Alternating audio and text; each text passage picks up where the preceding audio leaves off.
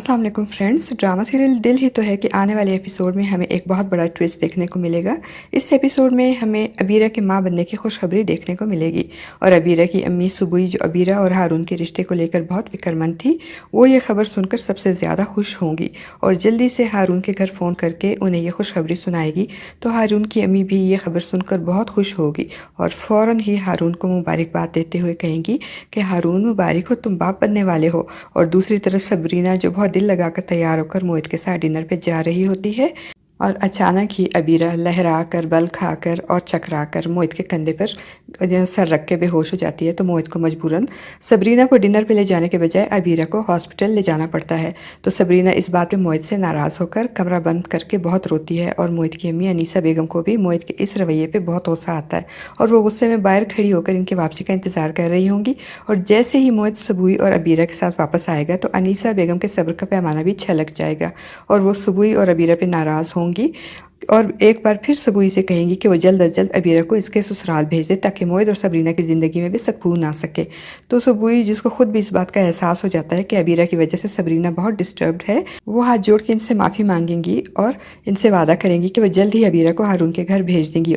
और सबूई के इस तरह हाथ जोड़ने पर मोहित शर्मिंदा हो जाएगा और इन्हें ऐसा करने से रोकने की कोशिश करेगा, जिसमें अनीसा बेगम खुशखबरी सुने बगैर मोहित पे भी नाराज़ होते हुए गुस्से से अंदर चली जाएंगी।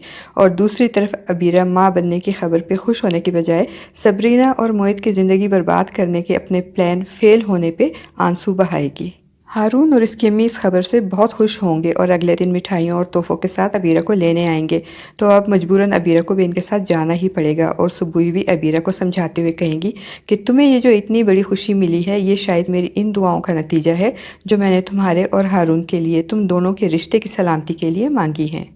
और दूसरी तरफ सबरीना, जो कि मोहित से बहुत नाराज़ होती है, वो मोहित से साफ कह देगी कि अब मैं आपको किसी बात से नहीं रोकूंगी, आपका जो दिल चाहे आप करें।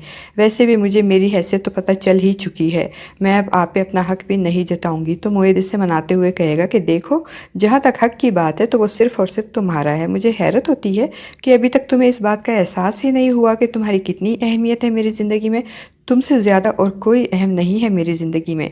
और खावर साहब सबरीना से मिलेंगे तो इससे कहेंगे कि वो सरमद के सामने बैठकर बताए कि उसने क्या कहा है मोहित और अबीरा के बारे में। तो सबरीना खावर साहब को भी बता देगी कि मोहित के साथ वो बहुत खुश है और अपनी ज़िंदगी मोहित के साथ गुजारना चाहती है, मगर सरमद और अबीरा मिलकर इसके साथ कोई खेल खेल रहे हैं। और ये बात सुनकर खावर साहब सबरीना को इत्मीनान दिलाएंगे कि इनके जीते जी अब कोई भी सबरीना की ज़िंदगी में मुदाखलत नहीं कर सकेगा। फिर वो अपने राशिदा आपा के घर जाएंगे और शदीद गुस्से में इनसे कहेंगे कि सरमद ने अब अगर सबरीना की ज़िंदगी में कोई भी इंटरफियर किया तो मैं इस आदमी का वो हशर करूँगा कि दुनिया देखेगी। मैं अब किसी की भी मुदाखलत अपनी बेटी की ज़िंदगी में बर्दाश्त नहीं करूँगा और ना ही किसी को हक दूँगा कि वो मेरी बेटी की ज़िंदगी को बर्बाद कर सके।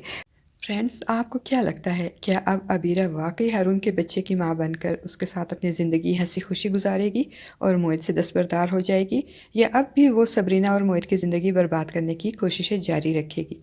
अपनी कीमती राय का इजहार कमेंट बॉक्स में ज़रूर कीजिएगा।